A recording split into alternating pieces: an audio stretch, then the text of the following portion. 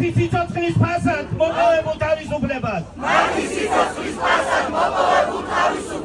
ვფიცავ, რომ არასდროს შევეგუებით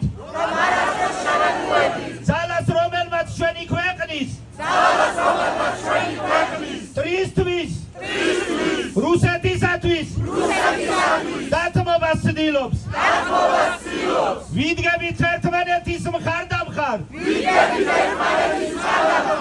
და დავიცავთ საქართველოს სახელმწიფოებრიობას, ჩვენს ენას, ჩვენს მამულს